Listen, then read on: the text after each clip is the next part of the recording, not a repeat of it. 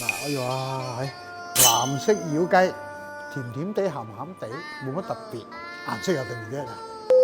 嗱，有啲網友睇到上次嗰隻雞咧，叫我連夜搬出廣東，咁仲有啲網友話：喂，搞錯啊！隻雞咁樣嘅，你係咪練毒啊？咁其實唔係，最主要係可樂起咗反應，變咗第二種色。今日我繼續挑戰個藍色嘅，睇下可唔可以齋藍色啦。所有啲材料再簡單啲添，薑片、雞、藍可樂，仲有鹽同糖。開火就落少少油，爆咗啲薑片先，酒都唔落啦。我都驚佢同呢個藍色可樂咧有一個反應出嚟咧，就變咗唔知變咗咩色噶啦。爆香薑，好少水落 OK。今次咧為咗小心隻雞會黐底，攞完鐵片放喺雞內，跟住咧就倒可樂啦喎。嗱，唔係我嘅問題啊，呢個係隻可樂嘅問題啊，真係有啲恐怖嘅喎，你唔好話我嗱，大家玩嘅就當下，屬於一種娛樂性質啊，差唔多嘅啫。上次嗰隻雖然個色澤有啲驚，但係睇隻碟咧，就證明呢班僆仔個個真係唔係為咗落媽，為咗好食去食晒隻雞啦。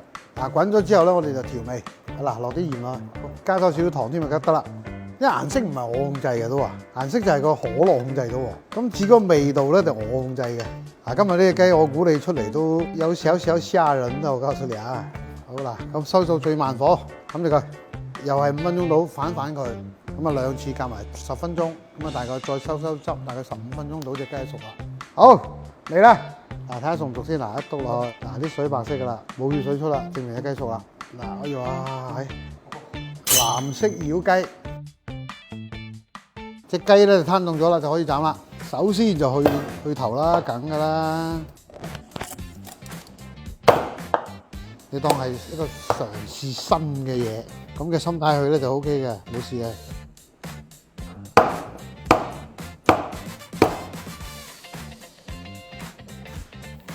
淋一個魚汁上去 ，OK。嗱，今次咧真正嘅藍色可樂雞就整好啦。咁至於個顏色，大家有冇咩發表下咧？千祈唔好趕我走，其實我都係一個受害者。